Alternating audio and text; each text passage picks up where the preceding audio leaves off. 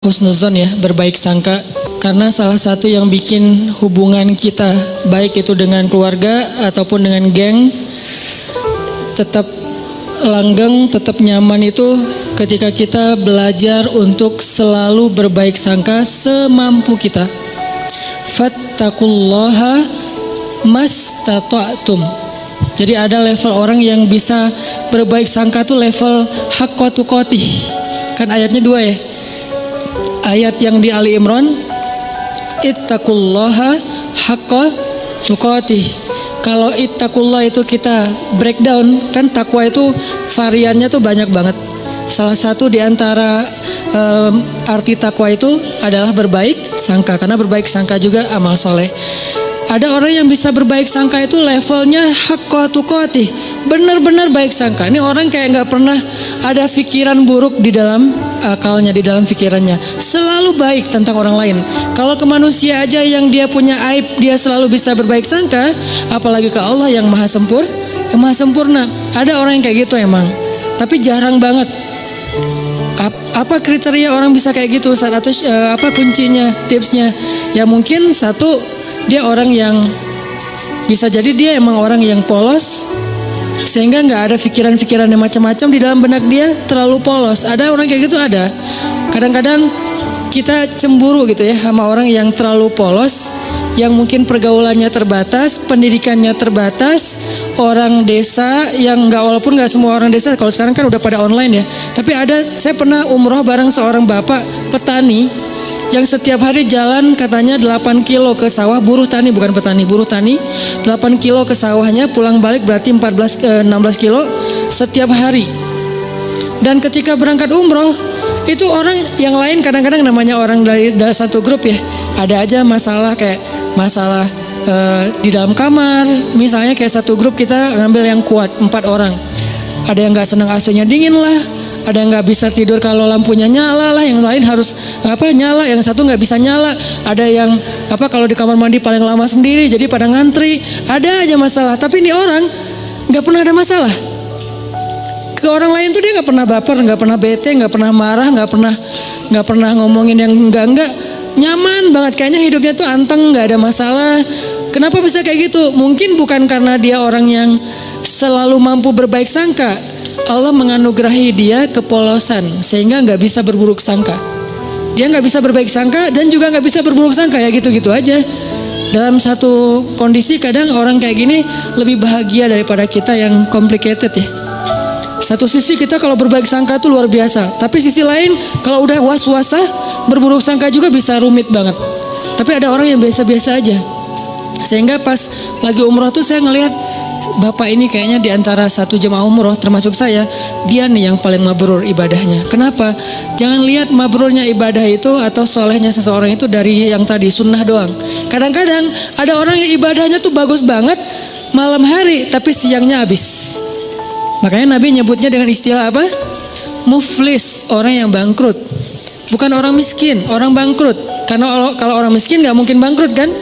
Apa yang mau dibangkrutin karena nggak ada yang lebih misalnya kan. Orang bangkrut itu orang kaya tapi jatuh miskin, itu namanya orang bangkrut. Muflis bahasa hadisnya.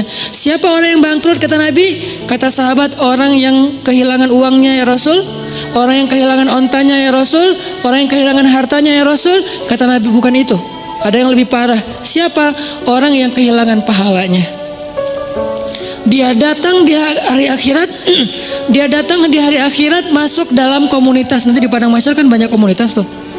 Ada komunitas ahli tahajud, ada komunitas ahli sedekah, ada komunitas ahli sholat berjamaah, ada komunitas menjaga pandangan, ada komunitas yang jomblo fisabilillah. Dia wafat dalam keadaan sendiri tapi nggak pernah berbuat dosa-dosa yang kayak gitu-gituan. Artinya kan jomblo fisabilillah banget ya. Makanya sampai ada hadis 7 komunitas yang di padang mahsyar dapat treatment Allah, yaitu naungan kan. Satu komunitas yang isinya semuanya pemimpin yang adil. Presiden dari zaman Khulafaur Rasyidin sampai nanti munculnya Dajjal, tapi semuanya orang-orang adil nih. Ada yang kenal dan kita kenal namanya, ada yang kita nggak kenal namanya bahkan ceritanya. Tapi ada di antara manusia.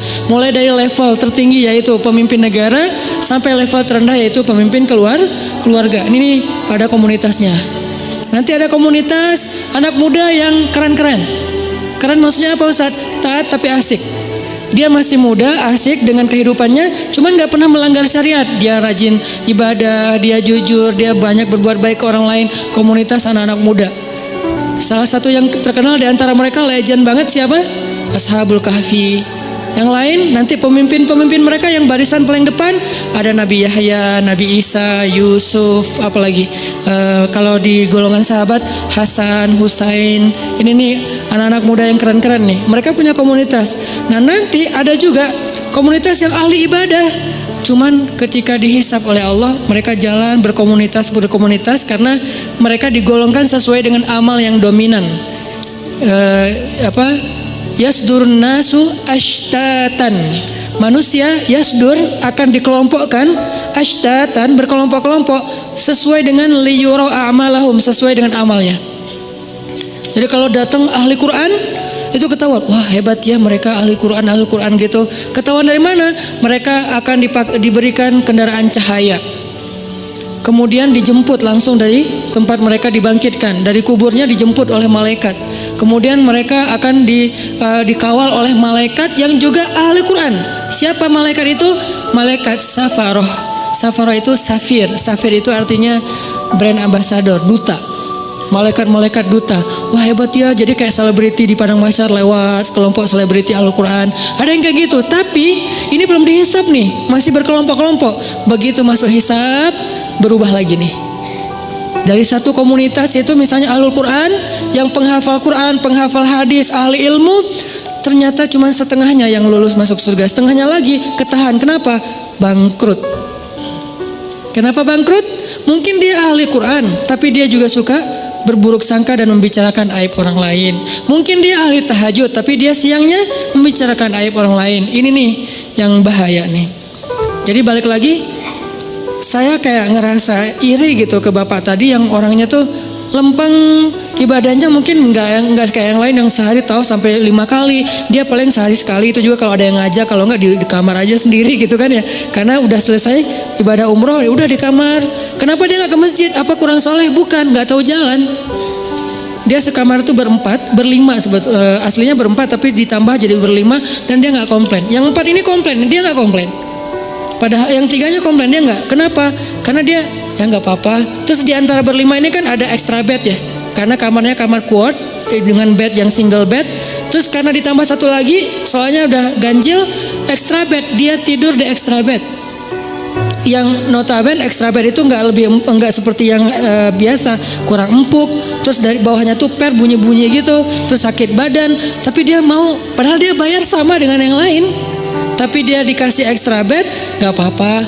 Terus teman-temannya karena malam-malam pada cepet-cepetan, pada berangkat sendiri-sendiri ke masjid, dia tinggal sendiri, takut sama orang kampung, takut keluar entah nyasar. Kan yang paling terkenal tentang Mekah itu kan nyasar ya. Jadi akhirnya dia karena takut nyasar, ya udah di kamar aja. Salat subuh di kamar, padahal di Mekah. Pak gimana tadi subuhnya? Di kamar Ustaz. Loh kenapa? Gak ada yang nemenin gitu doang. Wah ini Masya Allah, mungkin subuh dia tuh lebih afdal daripada kita yang subuhnya di masjid. Kenapa? Bukan karena dia nggak mau, dia nggak mampu, takut.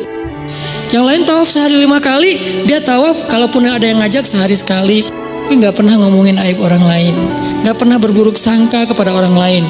Dia orangnya selalu tersenyum, dalam keadaan capek aja bisa tersenyum. Dahsyat nih orang kayak gini nih, nggak tahu Allah kasih kelebihan apa pada dia. Ini namanya haqqa tuqati. Husnuzonnya itu udah benar-benar husnuzon, selalu husnuzon, nggak pernah berburuk sangka. Ada orang kayak gitu, ada, apalagi di kalangan sahabat.